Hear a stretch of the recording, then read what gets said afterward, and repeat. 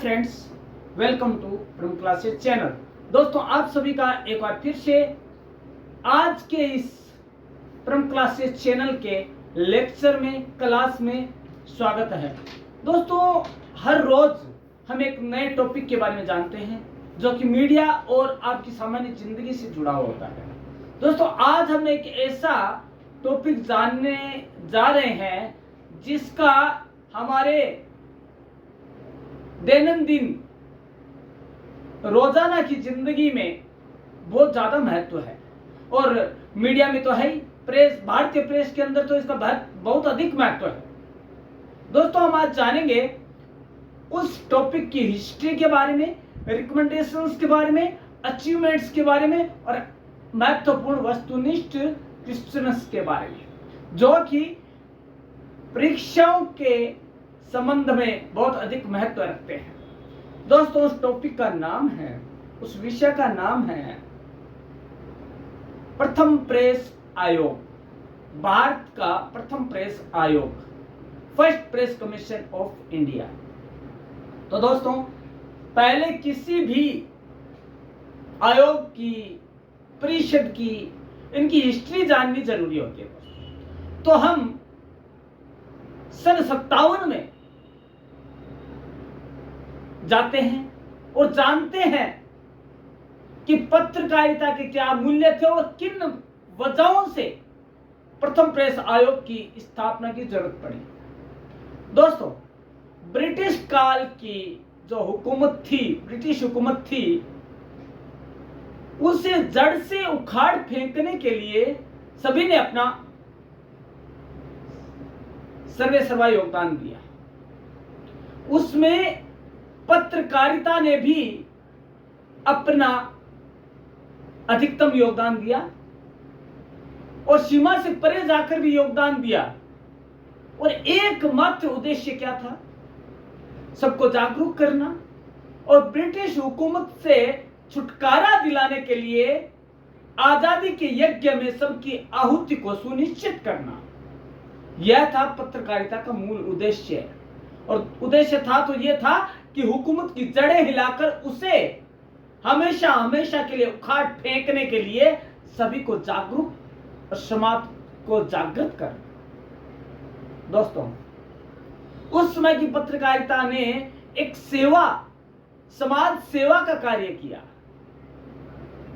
जन सेवा का कार्य किया और परिणाम स्वरूप हमें 15 अगस्त 1947 को एक आजाद भारत देखने को मिला। और ये प्रयास किसके थे? हमारे स्वतंत्रता सेनानी तो थे ही, और उनका पत्रकारिता के क्षेत्रों में योगदान था, वो भी कम नहीं आंका जा सकता। पत्रकारिता ने हर व्यक्ति को इस महायज्ञ से जोड़ा और पत्रकारिता के माध्यम से देश को आजाद करने के लिए एक नई अलख जगाई। तो दोस्तों, देश आजाद हो गया और जो मिशन था पत्रकारिता, अब वो व्यवसाय में तब्दील होने लग गया। समाचार पत्रों के, पत्रकारिता के जो मालिक थे, संपादक थे, वो निजी स्वार्थों के लिए पत्रकारिता को एक टूल या हथियार के रूप में काम लेने लगे। यह उनके निजी स्वार्थों का एक हथियार बनकर रह गया था, उनके हाथों की कठपुतली बनकर रह गया था। पीठ पत्रकारिता करना, व्यक्तिगत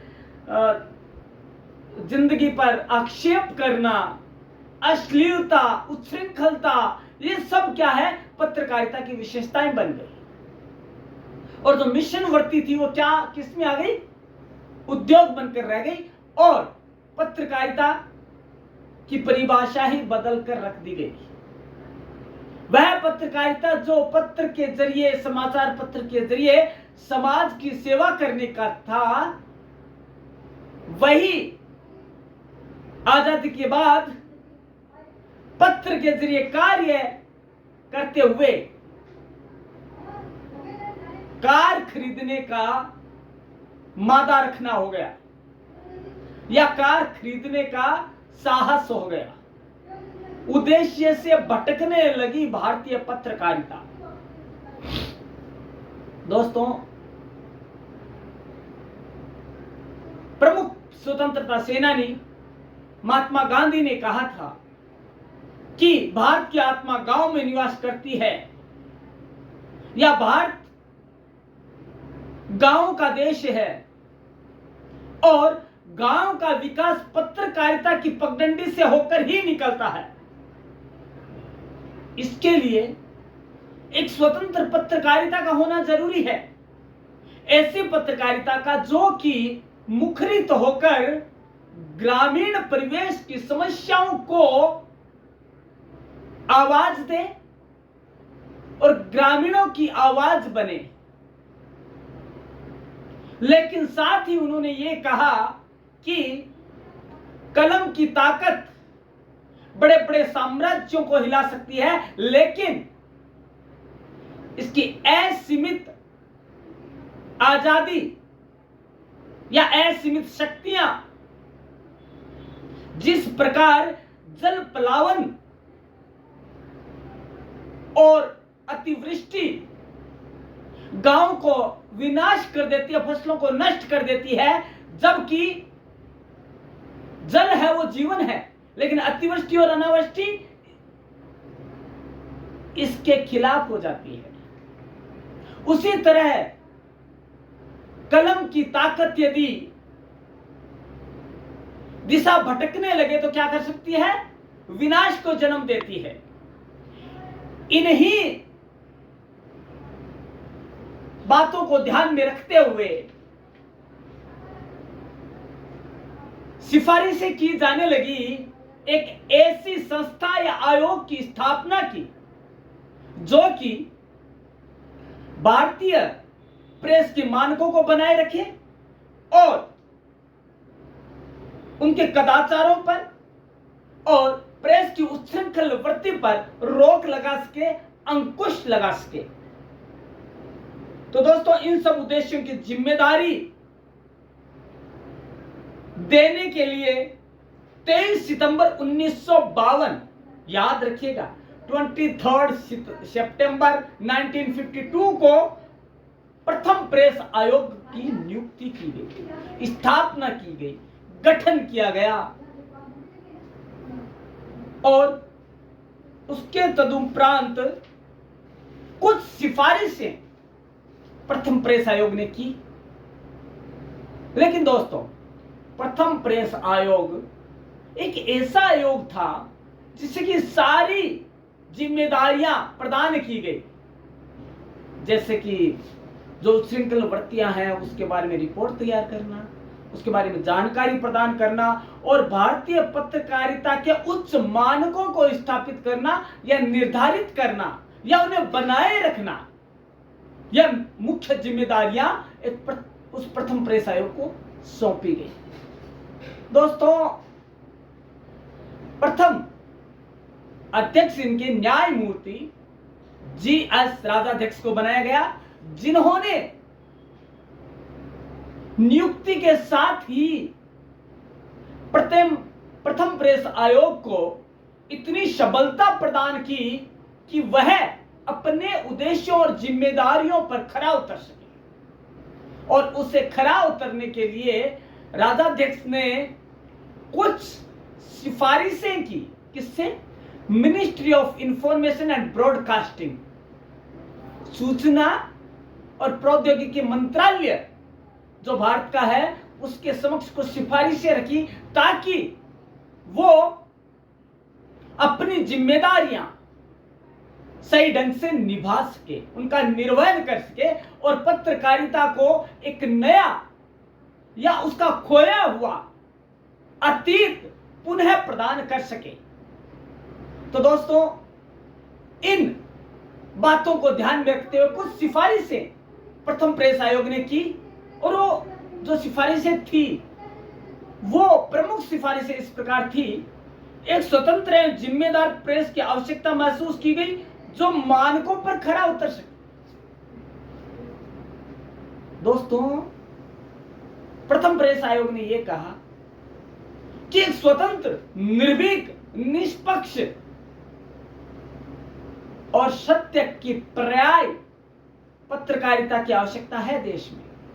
यदि हमें लोकतंत्र को सुरक्षित रखना है तो, और उसके जो मानक हैं मिशन सेवा के,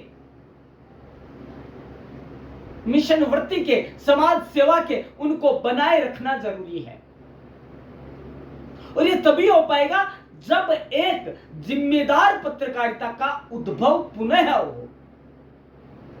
पुनः इसलिए कहना पड़ता है क्योंकि दोस्तों, जब देश की आजादी की बात थी तो उस यज्ञ में पत्रकारिता ने आहुतियां दी, और यज्ञ के फल स्वरूप और यज्ञ के फल के रूप में हमें आजादी का वरदान प्राप्त हुआ, स्वतंत्रता का वरदान प्राप्त हुआ, और हम खुली हवा में श्वास लेने लगे। उसके बाद जो हुआ, उसके लिए प्रथम प्रेस आयोग की स्थापना की गई, और उसने सिफारिश की कि ऐसी पत्रकारिता की स्थापना पुनः हो जो कि भारतीय मानकों के अनुरूप, उनके नैतिक मूल्यों के अनुरूप हो, और एक स्वतंत्र, निर्भीक, निष्पक्ष और निजी स्वार्थों, स्व स्वार्थों से ऊपर उठकर समाज सेवा में अपना योगदान दे सके। पहली सिफारिश तो ये थी। दूसरी थी, प्रेस की स्वतंत्रता की सुरक्षा तथा उच्च मानकों को बनाए रखने के लिए प्रेस परिषद की स्थापना की जरूरत है। आयोग ने क्या कहा? ऐसी प्रेस परिषद की स्थापना की जाए जिसे प्रेस की सुरक्षा और उसके मानकों का जिम्मा दिया जाए। दोस्तों, हमने प्रेस परिषद के बारे में पूर्व के वीडियो में पूरा जाना है, और आप उसके माध्यम से प्रेस परिषद के बारे में पूरी जानकारी प्राप्त कर सकते हैं। तो दोस्तों, प्रेस परिषद, प्रेस काउंसिल ऑफ इंडिया ने मानकों को बनाए रखने के लिए, प्रेस के मूल्यों को बनाए रखने के लिए इस दिशा में बहुत महत्वपूर्ण योगदान दिया, और वह अपने उद्देश्यों में, अपनी स्थापना के मूल उद्देश्यों में खरी भी उतरी। यह मूल सिफारिश किसकी थी? प्रथम प्रेस आयोग की थी। और उसके बाद बात आती है प्रेस का लेखा जोखा,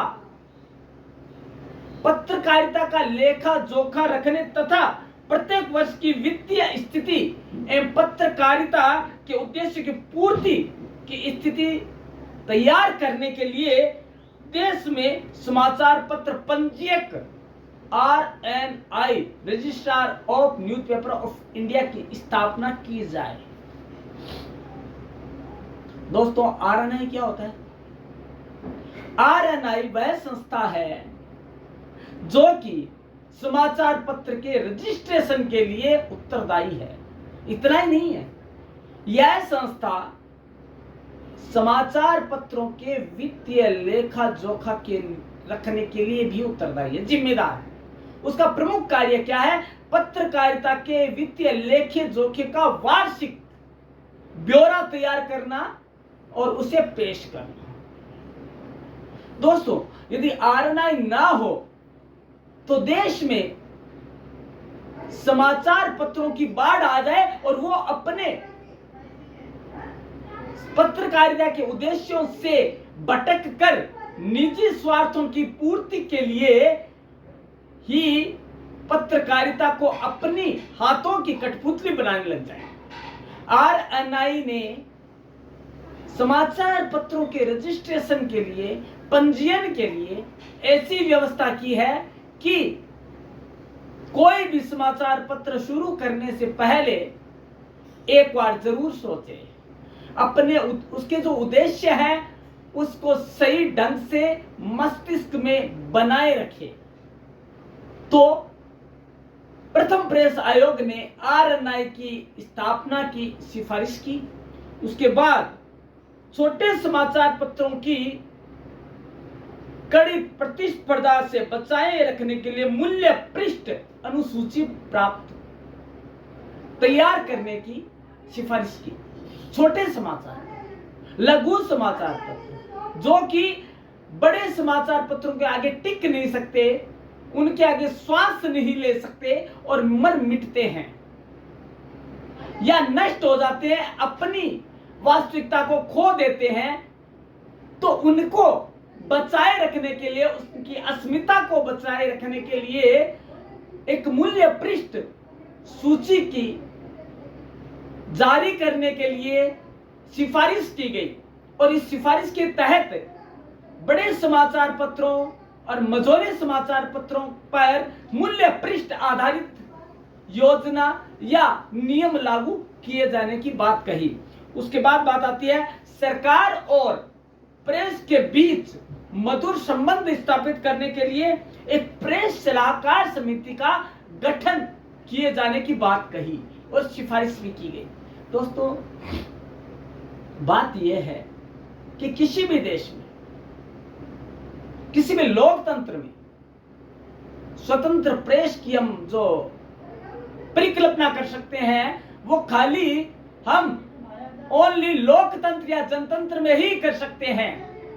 लोकतंत्र या जनतंत्र का मतलब होता है जनता का, जनता के लिए और जनता के द्वारा शासन। तो दोस्तों, ऐसे देश में जहां लोकतंत्र और जनतंत्र है, वहां पर निष्पक्ष पत्रकारिता और स्वतंत्र पत्रकारिता तथा सरकार के बीच में मधुर संबंधों की स्थापना के लिए एक प्रेस सलाहकार समिति बनाई जाए, जो कि यह कार्य करे कि उनके बीच में मधुर संबंध बनाए रख सके और जो सरकार है उसके दंडात्मक कार्यवाही से बचाया जा सके पत्रकारिता को। हाँ, जरूर है यह कि यदि जरूरत पड़ने पर सरकार द्वारा दंडात्मक कार्यवाही की जा सकती है, उच्च न्यायालय उसके अधिकारों को निषेधित कर सकती है, लेकिन सरकार का पत्रकारिता के प्रति मनमाना रवैया, खुद के स्वार्थों के लिए उसका उपयोग और निजी स्वार्थों में ही उसे लगाए रखने की वृत्ति से छुटकारा देने और पत्रकारिता के प्रति सरल रवैया अपनाने के लिए प्रेस सलाहकार समिति की बात कही गई। इन उद्देश्यों के लिए ही यह कहा गया कि स्वतंत्र प्रेस ही एक देश में विकास के लिए उत्तरदायी तत्व माना जा सकता है।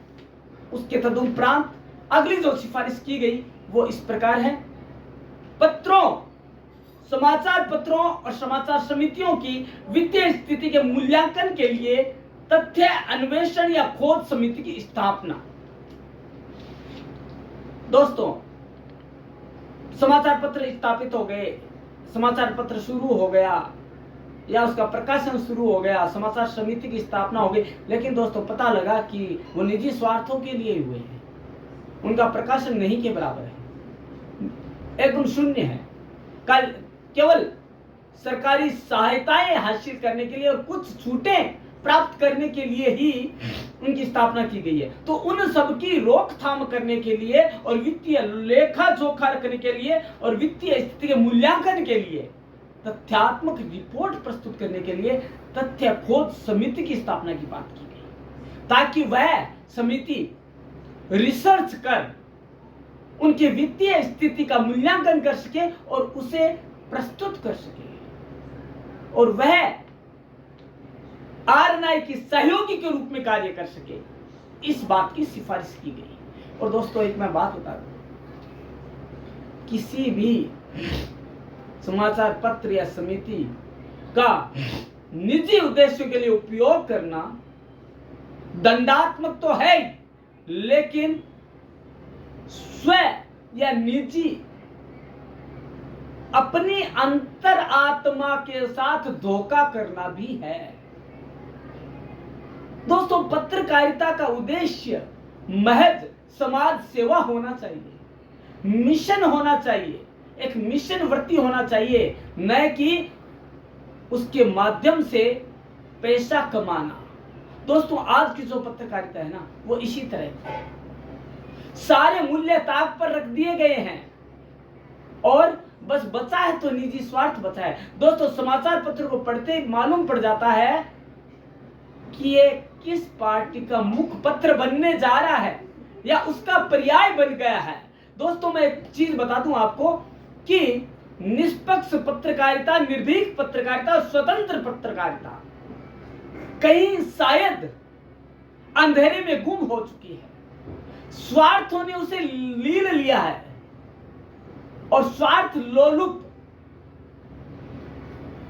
पैसे वाले मालिकों ने, धनाढ्य मालिकों ने उसे अपनी जागीर समझ लिया है और समाचार पत्र प्रकाशित हो ना हो लेकिन निजी स्वार्थों की पूर्ति के लिए उसे अपना एक हथियार बनाकर रख लिया है, एक ढाल बना ली है सरकार से बचने के लिए या टैक्स चोरी के लिए। तो दोस्तों इन सब के खुलासे के लिए, इनकी अन्वेषण के लिए एक तथ्य खोज समिति की स्थापना की सिफारिश भी प्रथम प्रेस आयोग द्वारा की गई।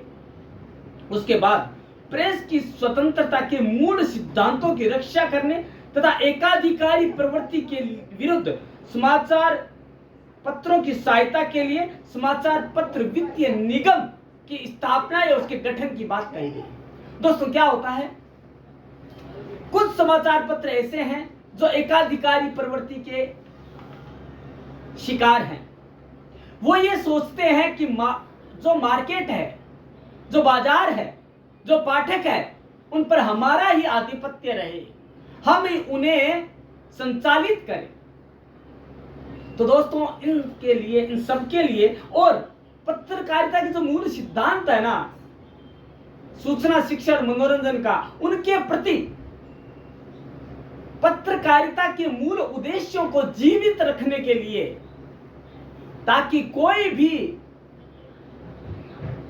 व्यक्ति, कोई भी पैसे वाला व्यक्ति, कोई पेशेवर व्यक्ति किसी छोटे समाचार पत्रों के मालिकों को परेशान ना कर सके, वित्तीय सहायता देने के लिए मनमाना रवैया ना अपनाए। इसलिए समाचार पत्र वित्तीय निगम की स्थापना की सिफारिश की गई, जो कि छोटे समाचार पत्रों को उचित ब्याज पर ऋण दे सके और वित्तीय सहायता प्रदान कर सके। दोस्तों यदि कोई भी समाचार पत्र वित्तीय दृष्टि से सुदृढ़ होगा, मजबूत होगा, तो उसे किसी भी तरह की स्वार्थ लोलुप वृत्ति का शिकार होने की जरूरत नहीं पड़ेगी। और इसी उद्देश्य को लेकर प्रथम प्रेस आयोग ने एक महती सिफारिश की और वो थी समाचार पत्र वित्तीय निगम की स्थापना की, जो कि वित्तीय जरूरतों को पूरा करने के लिए हुई। अगला है हमारी प्रमुख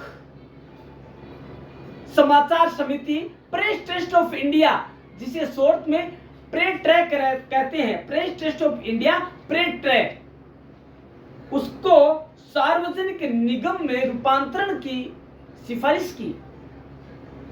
निजी के बजाय सार्वजनिक रूप में करने से, निजी हाथों की कठपुतली बनने से उसे रोका जा सके, निजी स्वार्थों की लोलुप स्थिति से उसे उबारा जा सके और पत्रकारिता के मानकों के समक्ष उसे खड़ा किया जा सके। इन उद्देश्यों की पूर्ति के लिए प्रथम प्रेस आयोग ने प्रेस ट्रस्ट ऑफ इंडिया, जो हमारी प्रमुख समाचार समिति है, प्रेस ट्रैक, उसे सार्वजनिक निगम में बदल देने की सिफारिश की गई। उसके बाद पत्रकारिता के स्वदेशीकरण एवं प्रकाशन में मालिकाना हक भारतीय के होने की सिफारिश की गई। दोस्तों भारतीय पत्रकारिता में आजादी के बाद एफडीआई का बहुत अधिक बोलबाला होने लगा। FDI, foreign direct investment. देखिए दोस्तों, जो फॉरेन वाले हैं, जो विदेशी विनियोग है, विदेशी जो पैसे वाले हैं, विदेशी धनाढ्य लोग हैं, वो क्या करते हैं, इसमें विनियोग करते हैं भारतीय पत्रकारिता में। उससे उनको कई लाभ होते हैं। क्या लाभ होते हैं? एक तो पैसे का लाभ तो होता ही है विज्ञापन के रूप में, ठीक है, वो प्रॉफिट कमाते हैं। दूसरा, अपनी संस्कृति को भारतीय संस्कृति के साथ गोल देते हैं और अपने प्रदूषित विचार और मूल्य भारतीय परिवेश में गोल देते हैं और उन्हें उनको अपनाने के लिए मजबूर करते हैं। दोस्तों, माना कि पत्रकारिता को जीवित रखने के लिए वित्तीय रक्त की जरूरत है, लेकिन यह आवश्यकता है कि मालिकाना हक भारतीय के पास ही रहे। एक उदाहरण के रूप में, यदि किसी व्यक्ति के पास पैसा नहीं है और वो समाचार पत्र शुरू करना चाहता है और वह वित्तीय सहायता के लिए विदेशी सहयोग लेता है, तो ये जरूरी है, ले सकता है, लेकिन मालिकाना हक उसी के पास रहे, वह विदेश में ना चला जाए, ताकि हमारे जो मूल्य हैं पत्रकारिता की वो जीवित रह सके। दोस्तों, आगे हम बात करते हैं। ये तो सिफारिशें की गई, लेकिन प्रथम प्रेस आयोग की वो कौन सी सिफारिशें थी जो मान ली गई, जिन पर अमल किया गया और जिन्हें मूल रूप प्रदान किया गया? वो इस प्रकार है। पहला है, प्रेस को विनियमन करने के लिए या प्रेस के मानकों को बनाए रखने के लिए या प्रेस के मानदंडों को पुनर्स्थापित करने के लिए 1966 में भारतीय प्रेस परिषद की स्थापना कर दी गई और उसका मूल उद्देश्य था भारतीय मानकों के अनुसार प्रेस का संचालन, प्रेस की स्वतंत्रता को नियमित करना, प्रेस की आजादी को बनाए रखना और उनके मानकों को उनकी पुनः पृष्ठभूमि प्रदान करना, यह था और उसे मान लिया गया और प्रेस परिषद की स्थापना प्रथम प्रेस आयोग की सिफारिशों के तदुपरांत कर दी गई।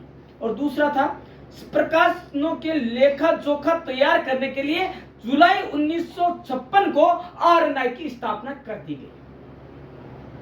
समाचार पत्र पंजीयक की स्थापना कर दी गई। तो उसके तहत क्या हुआ, जितना भी रजिस्ट्रेशन का कार्य था समाचार पत्रों के, वो किसको दे दिया गया? आरएनआई को दे दिया गया। तदुपरांत क्या होने लगा, उसको देते ही गहन जांच की जाने लगी कि समाचार पत्रों का रजिस्ट्रेशन या पंजीयन है वह नियमों के अंतर्गत तो हो रहा है, या उसे उतना थोड़ा सा कठिन बना दिया गया कि कोई भी समाचार पत्र शुरू करने से पहले 2 बार सोचे। दोस्तों, उसके लिए और भी व्यवस्था कर दी गई कि जितने प्रकाशन होंगे, जितने उसके प्रकाशित होंगे अंक, वो सारे के सारे उनकी एक एक प्रति रजिस्ट्रार के ऑफिस में दी जाए, समाचार पत्र पंजीयक के ऑफिस में पहुंचाई जाए, उसका लेखा जोखा वार्षिक स्तर पर उसे पहुंचाया जाए, अन्यथा उसके विरुद्ध दंडात्मक कार्यवाही की जा सकती है। तो इन मानकों को ध्यान में रखते हुए आरएनआई की स्थापना की जो सिफारिश थी उसे मान लिया गया और उसकी स्थापना भी कर दी गई, जो आज भी अस्तित्व में है और बड़े ही प्रभावी ढंग से अपने जो जिम्मेदारियां हैं उनको निभा रहा है। मूल्य पृष्ठ योजना, मूल्य पृष्ठ सूची 1956 में निर्धारित कर दी गई, लेकिन कुछ कारणों की वजह से उसे न्यायालय द्वारा रद्द कर दिया गया, अदालत में इसे रद्द कर दिया गया और फलस्वरूप आज यह अस्तित्व में नहीं है। उसके बाद एक प्रेस सलाहकार समिति, जिसकी आवश्यकता सरकार और प्रेस के मध्य मधुर संबंधों की स्थापना के लिए रखी गई थी, सिफारिश की गई थी कि भैया सरकार और पत्रकारिता दोनों देश की उन्नति के विषय में सोचे, उसके विकास के बारे में सोचे। इसके लिए दोनों का सहयोग जरूरी है, दोनों के मध्य मधुर संबंधों की आवश्यकता है, ताकि वो दोनों के मध्य किसी भी तरह की लेकिन किंतु परंतु खटास या किसी तरह के कटुता ना हो, किसी तरह के खींचतान ना हो, किसी तरह के प्रतिबंध ना हो, क्योंकि स्वतंत्र पत्रकारिता एक उन्नत सरकार या प्रशासन में ही श्वास ले सकती है और यह लोकतंत्र में ही संभव है। इसलिए प्रेस सलाहकार समिति की जो मांग थी उसे मान लिया गया। 1962 में एक स्वतंत्र प्रेस सलाहकार समिति की स्थापना की गई। उसके बाद एक ऐसे वर्किंग जर्नलिस्ट यूनियन की स्थापना की बात की गई जिसमें कि पत्रकारों के उद्देश्य और उनके ही महत्व और उनके ही पक्ष की बात की जाए और उनके ही जो महत्व है, उनकी जो सेवाएं हैं, उनकी शर्तें हैं, उनका उल्लेख किया जाए। तो 1955 में वर्किंग जर्नलिस्ट एक्ट अस्तित्व में आया जिसमें कि श्रमजीवी पत्रकारों के सेवा शर्तों व विविध प्रावधानों की सूची दी गई। दोस्तों, यह जो वर्किंग जर्नलिस्ट एक्ट है उसमें पत्रकारों के भलाई के लिए, उनके सहयोग के लिए और उनकी आवश्यकताओं को ध्यान में रखकर कुछ बातें कही गई है और यह है भी किसकी सिफारिश थी? यह प्रथम प्रेस आयोग की सिफारिश थी 1955 में और इसकी स्थापना कर दी गई ताकि वर्किंग जर्नलिस्ट यूनियन जो है या वर्किंग जर्नलिस्ट एक्ट है वो अपने प्रकाश में आ सके और वह अपनी स्थिति को बनाए रख सके और अपनी मांगों के लिए, अपनी स्थिति बनाए रखने के लिए मांग कर सके। उसके बाद आता है समाचार पत्रों की वित्तीय स्थिति जानने के लिए तथ्यान्वेषी समिति की स्थापना की गई। समाचार पत्रों की स्थिति क्या है? क्या वो कहीं बैंकों की हाथों की कठपुतली तो नहीं बन गए हैं? कहीं उन्होंने अपनी आत्मा को गिरवी तो रख नहीं दिया है? कहीं वो किसी के हाथों की कठपुतली तो नहीं बन गए हैं? कहीं उन्होंने अपने मानकों को दरकिनार तो नहीं कर दिया है? इन चीजों को ध्यान में रखते हुए एक तथ्यान्वेषी समिति की स्थापना की जो सिफारिश प्रथम प्रेस आयोग द्वारा की गई थी, उसकी स्थापना कब की गई है? महत्वपूर्ण सवाल बनता है दोस्तों, आपके पीआरओ के लिए, आपके एनटीए नेट के लिए, बीजेएमसी और एमजेएमसी के लिए। तो स्थापना कब की गई इसकी? 14 जनवरी 1975 को, 14 जनवरी 1975 को इसकी स्थापना कर दी गई। तो दोस्तों, तथ्यान्वेषी समिति का मतलब यह था, उसका प्रमुख कार्य यह था कि उसके वित्तीय लेखा जोखा की पूरी गणना करके और उसमें जो भी प्रॉफिट लॉस है उसका पूरा लेखा जोखा करके, उसका पूरा गुणा भाग करके उसे प्रस्तुत कर देना। और वो प्रस्तुत कर दी गई और उन्होंने क्या किया? 14 जनवरी 1975 को रिपोर्ट प्रस्तुत कर दी कि भैया ये समाचार पत्रों की, इन समाचार पत्रों की ये स्थिति है, उनका लेखो जोखा ये है, ये बड़े समाचार पत्र है, ये मझोले समाचार पत्र है और ये लघु समाचार पत्र है, उनकी स्थिति ये है। उसके बाद आता है समाचार पत्र वित्तीय निगम की सैद्धांतिक स्वीकार किया गया। समाचार पत्रों के वित्तीय निगम की स्थापना की जो सिफारिश की गई थी, किसके द्वारा? प्रेस आयोग द्वारा, उसे स्वीकार किया गया और 4 दिसंबर 1970 को लोकसभा में विधेयक भी पास हो गया, लेकिन किन्हीं कारणों से वह भी समाप्त हो गया और वित्तीय स्थिति जो है समाचार पत्रों की, विशेषकर छोटे समाचार पत्रों की, वो थोड़ी शोचनीय हो गई। दोस्तों, वर्तमान युग में पत्रकारिता की जो मानक है, मूल्य है, उनको यदि ध्यान में दिया जाए या ध्यान में रखा जाए तो स्थिति ऐसी है कि स्वार्थ लोलुप पत्रकारिता हो गई है, निर्भीक या निष्पक्ष नहीं है। दोस्तों, पत्रकारिता ने राजनीतिक दल का दामन थाम लिया है। कोई समाचार पत्र एक्स पार्टी का है तो कोई वाई का है, लेकिन आशा क्या की गई थी कि निर्भीक और निष्पक्ष जानकारी प्राप्त करने का जो अधिकार एक नागरिक का है, आम नागरिक का है, उसकी पूर्ति पत्रकारिता के द्वारा की जाए। लेकिन आज पुनः वही स्थिति हो गई है जो कि प्रथम प्रेस आयोग की स्थापना के पूर्व की थी और आज पत्रकारिता अपनी राह से भटकती हुई नजर आती है। लेकिन दोस्तों, एक बात बता दूं मैं आपको, चमन बेच डालो, बागबां बेच डालो, लेकिन कभी अपनी कलम और विचार मत बेचो। लेकिन दोस्तों, आज वही हो रहा है, यही हो रहा है दोस्तों। आज समाचार पत्र में जो भी समाचार प्रकाशित होते हैं वो कमोबेश विज्ञापन है, समाचार नहीं है। वो किसी भी पार्टी के वक्तव्यों को ही प्रकाशित करते हैं लगता है जैसे हम समाचार पत्र नहीं उसके मुख पत्र को पढ़ रहे हैं उस पार्टी के। तो दोस्तों, इन जो स्वार्थों की राजनीति है, इनसे दूर करने के लिए पत्रकारिता को अपने खोए हुए वजूद को पुनः हासिल करना पड़ेगा।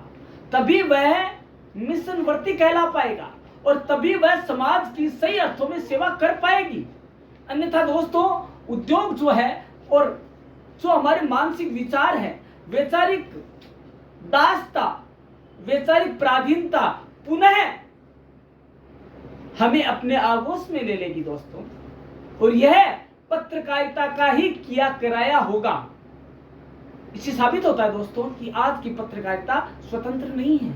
वो हर किसी के साथ, हर किसी की सेवा के लिए नहीं है, वो केवल स्वार्थों की पूर्ति के लिए रह गया है। अधिकतर समाचार पत्रों में विज्ञापन ही देखने को मिलते हैं और समाचार तो 1 या 2% मिलते हैं दोस्तों। जबकि रूल या नियम यह है कि 80% न्यूज और 20% समाचार होने चाहिए। लेकिन दोस्तों, स्थिति उलट है। अब बात आती है जो हमने आज पढ़ा उसके एमसीक्यू, महत्वपूर्ण क्वेश्चन कौन से हैं जो कि परीक्षा में पूछे जा सकते हैं। तो दोस्तों, इन क्वेश्चनों की जो हमने आज पढ़ा उसके बारे में इतनी सरल भाषा में और ग्रहण करने योग्य जो विषय सामग्री थी, उतनी सरल भाषा में किसी भी चैनल ने ऑनलाइन क्लास में नहीं बताई गई होगी। तो दोस्तों, आज हमें यह पढ़ना है कि हमारे वस्तुनिष्ठ प्रश्न कौन से हैं, वो कौन से महत्वपूर्ण प्रश्न हैं जो कि परीक्षा में पूछे जा सकते हैं और महत्वपूर्ण भी है।